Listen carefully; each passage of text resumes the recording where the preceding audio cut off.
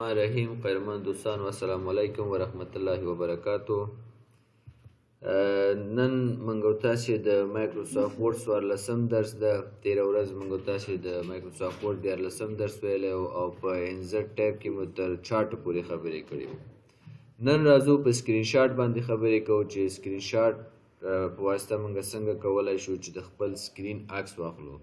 کله هم چې پر دې باندې کلیک کوو سکرین کلیپینګ راځي، سکرین کلیپینګ ورته انتخابو. لا غواړئ چې خپل د سکرین ټول عکس واخلئ او که غواړئ چې د یوې برخې عکس واخلئ نو په دې طریقه یې کولی شي. فرض که زه غواړم د دې آیکنونو عکس واخلم، دا ورته انتخابوم، د دوی عکس به واخلي او لاسم بیا په ورډ کې ماته انتقال کړي. په دې ډول موږ تاسې کولی شو چې خپل سکرین کلیپینګ وکړو. خو دا کار موږ تاسې په یو بله طریقه هم کولی شو چې کله هم زه راشم سنیپینګ ټول ته چې راغلم، د سنیپینګ ټول څخه وروسته نیو ته راځم او د نیو څخه وروسته اوس هم کولی شم چې زه د خپل سکرین یو عکس واخلم او هر ځای کې چې زما خوښه وه همالته یې ځان سره سیف کړم. ګورې دا عکس ما واخیسته، له دې څخه وروسته راځم سیف ته او چې هر ځای کې ستاسو ډیسکټاپ کې سیف دوم په همدغې نوم یې سوم بیا سیف ورته وهمه نو دا عکس دغه دی موږ سره دلته سیف شو. په دې دوه طریقو باندې موږ تاسې کولی شو چې خپل د سکرین عکس واخلو او سکرین کلیپینګ وکړو. همدا ډول انزرټ کې ایډنس دی. ایډنس کې موږ تاسې کولی شو چې آنلاین اپلیکیشنونه ځان ته ډاونلوډ کړو او په ورډ کې ترېنه استفاده وکړو. خو دې دپاره چې دی انټرنیټ ضرور دی، یو انټرنیټ ضرور دی او بل هم مایکروسافټ اکاونټ ورته ضرور دی. دا دوه شیونه دې دپاره ضرور دي چې هم باید انټرنیټ ولري او هم باید مایکروسافټ اکاونټ ولري. له هغې څخه وروسته ته کولی شي چې راشي ګیټ ایډنس باندې کلیک وکړي او دا به تا راسن مایکروسافټ سټور ته ویسي. کوم مایکروسافټ سټور ته؟ دغه مایکروسافټ سټور چې موږ تاسې دلته هم لرو. نو ورډ له طریقه تاسې راسن مایکروسافټ سټور ته وړي، له دې څخه هر ډول اپلیکیشن چې ستاسې په کار و تاسې سرچ کړئ، له هغې څخه وروسته تاسې ځان سره اډ کولی شئ. فرض که ایموجي زه غواړم ځان سره اډ کړم، اډ پې وهم او له هغې څخه وروسته کنټینیو کوم. چې کله مې کنټینیو که ګورې ایموجي ما سره دلته په ورډ کې اډ شو. زه به ورته ګاټ اټ ووایم او له دې څخه وروسته ایموجي باندې به کلیک وکړم او ما ته به دلته مختلف ایموجیانې وښیي. نو اوس ته کولی شي چې دغه سټیکرونه یا دغه ایموجیانو څخه استفاده وکړي په ورډ کې. فرض که ما دغه یو په کار دی نو هغه ستاسې خپل خوښې ته ضرورت ته لیدلی ورته انتخاب کړي، هغه به تاسې سره ورډ ته راشي او دلته به ترېنه استفاده وکړئ. نو دا هم موږ سره د ایموجي د راوړلو طریقه وه. همدا ډول تاسې کولی شي یعنې یوازې ایموجي هر رقم اپلیکیشن چې ستاسې په کار وي تاسې کولی شي چې له دې طریقه یې ځان ته ډاونلوډ کړي او په ورډ کې ترېنه استفاده وکړي. تاسې کولی شي چې ټرانسلیټر ورته هم زه فرض که غواړم یو ټرانسلیټر ځان ته په همدغه مایکروسافټ ورډ کې اډ کړم. زه غواړم چې دا اول سرچ کړم، ګورې دا مختلف ډاکومنټ ټرانسلیټر به ورته انتخاب کړم، دا به ورته اډ کړم، کنټینیو به یې کړم. لږ به ورته صبر وکړو، ګورې دا ما ته دلته اډ شو. نو بیا چې کله پې کلیک وکړم کولی شم چې ترېنه استفاده وکړم. خو دا مکمل ډاکومنټ به درته ترجمه کوي. تاسې به یو ډاکومنټ اول په ولیکئ او بیا به یې دلته اپلوډ کړئ او هغې څخه وروسته به بیا تاسې ته دا ترجمه کوي. نو هدف دا دی چې موږ تاسې د انزرټ د طریقه ایډنس د طریقه کولی شو چې ځان ته اپلیکیشن یې ډاونلوډ کړو، همدلته په ورډ کې ترېنه استفاده وکړو. مختلف اپلیکیشنونه، هر رقم اپلیکیشن چې ستاسې په کار و تاسې کولی شئ چې د مایکروسافټ سټور څخه په همدغه ورډ کې مایکروسافټ سټور اوپن کړئ او دلته یې ځان ته ډاونلوډ کړئ او ورډ کې ځان ته اډ کړئ. بل د ویکیپیډیا موضوع ده. ویکیپیډیا یو له انټرنیټي ویب پاڼو څخه دی چې د هر بخش کې کافي معلومات لري. فرض که زه راځم د سافټویر په اړه زما معلومات په کار دی، زه دغلته فرض که یو ډاکومنټ لیکم سافټویر په اړه غواړم یو څه معلوماتونه نور هم ترلاسه کړم، نو ویکیپیډیا ته راځم. کله چې ویکیپیډیا ته راغلم صبر کوم تر څو دا ما ته دلته ویکیپیډیا اوپن کړي. کله چې ویکیپیډیا موږ ته اوپن کړي له دې څخه وروسته ته د څه شي په اړه غواړې معلومات ترلاسه کړې. زه ورته لیکم چې what is software او وروسته انټر کوم. دا به سافټویر په اړه باندې ماته معلومات راکړي. ګوري دومره معلوماتونه 4,588 آرټیکلز د سافټویر په اړه لیکل شوي دي. نو هر یو چې تاسو خوښه او تاسو هماغه باندې کلیک وکړئ. فرض کړئ سافټویر انجینرینګ باندې زه کلیک کوم، د دې په اړه مکمل معلومات راته اوپن کوي. نو د ویکیپیډیا ټول معلوماتونه موږ تاسو کولی شو چې په ورډ کې ویکیپیډیا ځان ته اوپن کړو، معلوماتونه ترېنه وغواړو. ورپسې چې دی میډیا دی، دا ایډینس او میډیا دا مکمل انټرنیټ سره کار کوي، پرته له انټرنیټه کار نه کوي. ګورئ آنلاین ویډیوز څخه هدف دا دی چې تاسو کولی شئ یو آنلاین ویډیو په ورډ پروګرام کې وګورئ. د دې طریقه داسې دی، زه فرض کړه راځم خپل ګوګل کروم خلاصوم او له هغې څخه وروسته زه یو ویډیو ورته انتخابوم په یوټیوب کې. زه یوټیوب کې فرض کړه دا ویډیو ما انتخاب کړ. له دې څخه وروسته د دغه ویډیو یورل چې دی دا مکمل اډرس بار څخه کنټرول سی کوم، کاپي کوم. له دې نه وروسته بیا راځم او ورډ خلاصوم دوباره. چې کله مې ورډ خلاص کړ بیا راځم آنلاین ویډیو ته او هغه یورل دلته کنټرول وی کوم، پیسټ کوم او دلته انسرټ کوم. هماغه ویډیو به ماته په ورډ کې اوس راوړي. لږ به ورته صبر وکړو، دا هماغه ویډیو دی دلته په ورډ کې موږ ته راوړه. دلته دا دی چې موږ تاسو کولی شو د انسرټ د طریقه ځان ته یو آنلاین ویډیو هم د یوټیوب څخه راوړو او همدلته په ورډ پروګرام کې وګورو، او کولی شو چې مختلف اپلیکیشنونه ځان ته ډاونلوډ کړو او استفاده ترېنه وکړو. کولی شو چې ویکیپیډیا ځان ته په همدغه ورډ کې اوپن کړو او کوم معلوماتونه چې زموږ په کار یې هغه موږ سرچ کړو او همدلته یې ولولو او دلته خپل ورډ پروګرام کې یا په ورډ ډاکومنټ کې ترېنه استفاده وکړو. بله خبره هم دلته د لینکس دي. لینکس خپله ارتباط ته ویل کېږي. ګورئ زه دلته یو څه معلوماتونه لیکم چې what is software او له دې څخه وروسته راځم لږ معلومات ورته لیکم.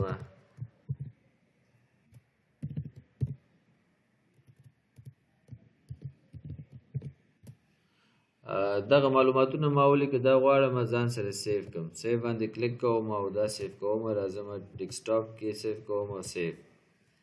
دا زما سره سیف شو. دلته به وګورو دا ما سره سیف شوی. همدا ډول راځم یو بل ډاکومنټ هم لیکم،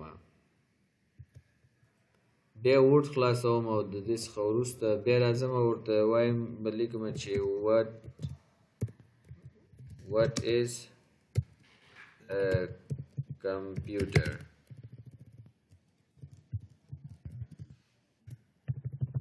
بیا لږ څه معلوماتونه ورته لیکم او دا هم ځان سره سیف کوم. کنټرول اس به کوم او سیف ته ورشم، دا به ځان سره سیف کوم. دا دوه فایلونه ما ځان سره سیف کړو. زه غواړم یو لینک جوړ کړم دغه پخواني فایل سره. انسرټ ته راځم، له هغې څخه وروسته لینک ته راځم. ته وایې غواړې د چی سره لینک جوړ کړې، نو هغه خپل فایل به تاسې دلته ورته پیدا کړئ. دلته ډیسکټاپ کې ما سیف کړی دی what is software. دې باندې کلیک کوم او بیا اوکې کوم. ګورئ دلته یو لینک ما جوړ کړ. چې کله هم زه کنټرول بټن ونیسم او په دې لینک باندې کلیک وکړم، ما ته به what is software هماغه پیج به ما ته خلاص کړي او هماغه فایل به ما ته اوپن کړي. لکه هدف دلته د لینک څخه دا دی چې تاسې کولی شئ لینکس جوړ کړئ. حتی ته کولی شئ د یو ویډیو سره لینک جوړ کړئ، ته کولی شئ د یو عکس سره لینک جوړ کړئ. زه غواړم د یو عکس سره لینک جوړ کړم. زه لومړی راځم دلته یو عکس به ورته دغه 896 دا یو عکس دی ما سره، دا عکس دی جی پی جی عکس دی. زه راځم دلته مایکروسافټ ورډ ته او له دې څخه وروسته راځم په دې اخره کې دغلته غواړم زه لینک جوړ کړم. نو زه انسرټ ته راځم او بیا وروسته لینک ته راځم او لینک هم غواړم هغه عکس سره جوړ کړم. ما ډیسکټاپ ورته انتخابوم او 896 دا عکس ورته انتخابوم او اوکې کوم. ګورئ دا اوس ما سره لینک جوړ شو. کله چې زه کنټرول بټن ونیسم په دې کلیک وکړم، ما ته به هغه عکس اوپن کړي. اوکې به ورته ووهم او زه به ورته دا فوټو ویور انتخاب کړم او اوس به هماغه عکس ما ته دلته شو کړي. همدا ډول ته کولی شئ چې لینک د یو ویډیو سره جوړ کړئ، ته کولی شئ چې لینک د یو ایکسل فایل سره جوړ کړئ او د بل ورډ فایل سره لینک جوړ کړئ. نو مختلف لینکونه تاسې کولی شئ چې د لینکس په وسیله باندې دا لینک ځان ته جوړ کړئ. بل هم بوک مارک دی. بوک مارک یو ډیر مهمه وظیفه تر سره کوي. زه به دا ټول یا دغه معلومات به لږ به ورته نور هم اضافه کوم. دا لینک به زه ډیلیټ کوم او وروسته به زه دلته لږ نور څه معلوماتونه هم اضافه کوم.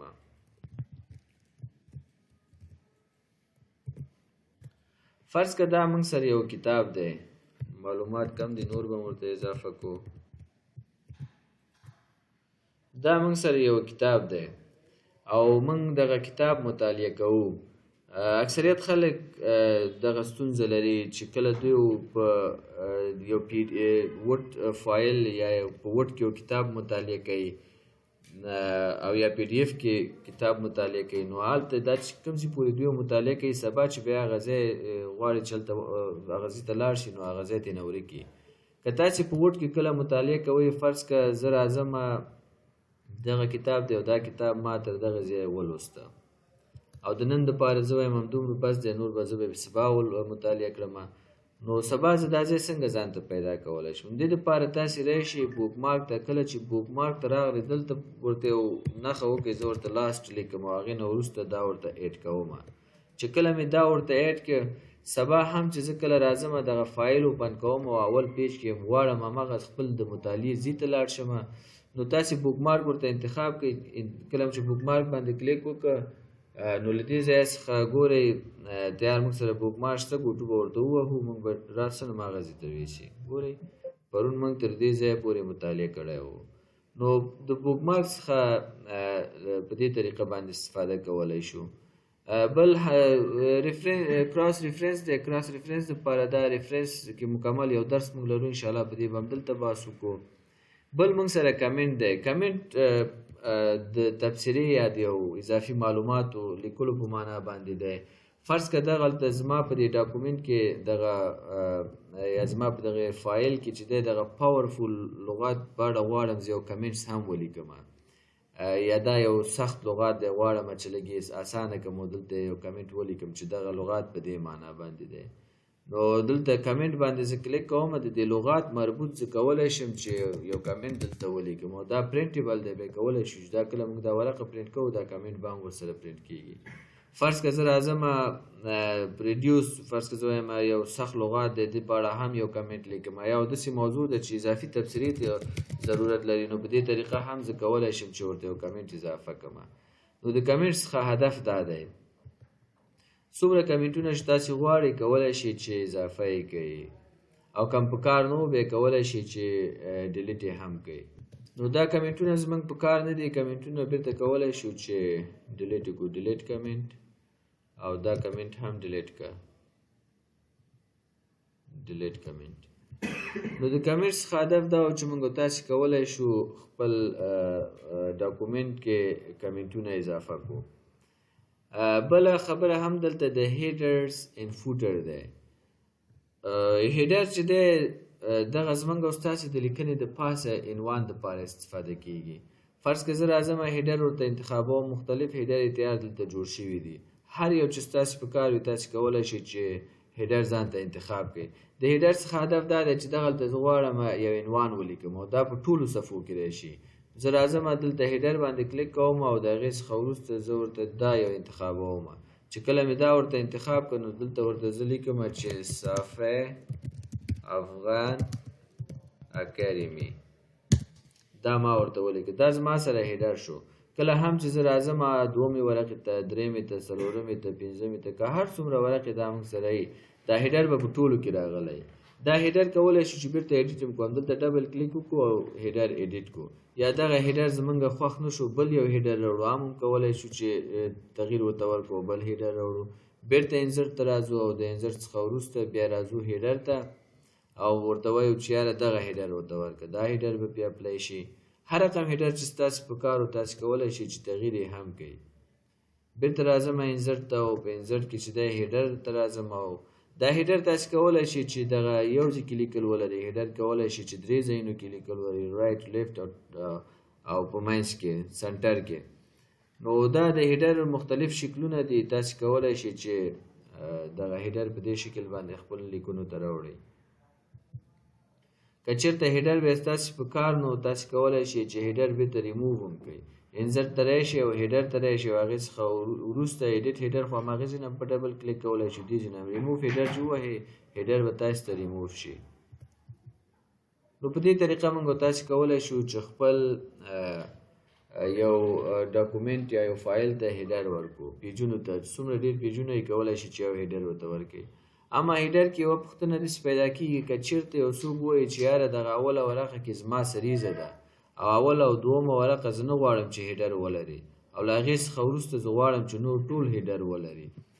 کله چې تاسې په اوله ورقه کې هیډر ورکوئ دا خو په ټولو ورقو کې راځي، خو که یو څوک ووایي چې دوه ورقو کې هیډر مه ورکوه او درېیمې ورقې نه هیډر راته شروع کړه، د دې طریقه داسې دی تاسې به راشئ د کوم لکه زه غواړم چې زه اوس په درېیم پیج کې ولاړ یم، دغه کې غواړم هیډر ورکړم او دې نه لاندې چې څومره صفحې راځي ټول به یې همدا هیډر ولري، خو پاس به یې سپینې پاس به یې هیډر ونه لري، هغه فرض کړه د سریزې ورقې دي. زه راځم دغسې کې درېږم، له دې څخه وروسته بیا راځم لیوډ ته او د لیوډ څخه وروسته راځم بریکس ته او نیکسټ ورته انتخابوم نیکسټ پیج. دلته ډاکومنټ سیکشن بریک موږ وکړه، چې کله دغه ډاکومنټ سیکشن بریک موږ وکړه څخه وروسته ډبل کلیک کوم هیډر اخلم او لینک ټو پریویوس ورته انتخابوم. چې کله مې دا ورته انتخاب کړو اوس ورته لیکم چې صافی افغان اکیډمي، دا ما ورته انتخاب کړه. له دې څخه وروسته راځم اول پیج ګورم چې هیډر یې اخیستی و که نه. ګورئ اول پیج هیډر نه لري، دوم پیج هیډر نه لري او دا هیډر د درېیم پیج څخه ما شروع کړی او په درېیم پیج کې ما سره دا هیډر شروع کېږي او لاندې به ټول هیډر نور لري. نو په دې طریقې سره موږ تاسې کولی شو چې یو پیج یا دوه پیجو ته هیډر ورنکړو او نور اضافي پیجونو ته به هیډر ورکړو. اما دلته په انزرټ کې په هیډر کې یوه بله خبره هم پاتې ده چې کله هیډر ته راشو دلته ګورئ سیف سلیکشن ټو هیډر ګالري. د دې څخه هدف دا دی فرض که زه راځم له کوم ځایه چې ما هیډر ورکړی دی اول پیج هیډر نه لري، دوم پیج هم نه لري، درېیم پیج کې ما هیډر ورکړی. زه دې هیډر باندې کلیک کوم او غواړم دغه هیډر باندې ځینې فارمټونه اپلای کړم. دغه فارمټ زه اپلای کوم پې چې بولډ شي همدا ډول. له دې څخه وروسته سور رنګ ورته انتخابوم او سایز یې ورته لږ لویوم. فرض که دا ما سره زما یو فارمټ شو اکیډمي ما ورته ولیکه دا زما سره هیډر شو، دا هیډر زه غواړم چې هر وخت په نورو ډاکومنټونو کې هم ترېنه استفاده وکړم، نورو فایلونو کې. لکه دا یو خاص ډیزاین دی چې ما کړی، سایز به م ورته زه لږ لوی کړم 18 به یې کړم ورته. دا غواړم ځان سره سیف کړم. انزرټ ته راځم، د انزرټ څخه وروسته هیډر ته راځم او چې هیډر ته راغلم سیف سلیکشن ټو ګالري ورته انتخابوم او په همدغه نوم صحیح دی اوکې کوم. اوس ګورئ زه دا کلوز کوم، دا مکمل خپل فایل کلوز کوم او بېرته راځم ورډ پروګرام خلاصوم. دا به م ورته کلوز کړو ډونټ سیف او بیا به ورډ پروګرام خلاص کړم، بلینک ډاکومنټ به واخلو او دلته به زه یو څه لیکل وکړم. فرض که دغه لیکل ما وکړه، هماغه هیډر اوس دلته زما په کار دی، ما ځان سره سیف کړی و، نو هماغه هیډر غواړم چې په دغه فایل کې ځان سره راوړم دې ډاکومنټ کې. انزرټ ته راځم او هیډر ته راځم، د هغې څخه وروسته صافی افغان په نوم باندې ما یو هیډر ځان ته جوړ کړی او ډیزاین کړی مې و، خواري مې پرې کړی و، هماغه غواړم ځان سره دلته وړم. ګورئ دلته صافی افغان اکیډمي دی، چې کله کلیک وکړم هماغه هیډر به دلته موږ سره راشي. په دې طریقه باندې موږ تاسې کولی شو چې دلته په هیډر کې ځان ته په خپله خوښه یو هیډر ډیزاین کړو او بیا ځان سره دلته سیف کړو. د نن دپاره همدومره بس د سبا انشاءالله په فوټر باندې خبرې کوو او همدا ډول پیج نمبر باندې.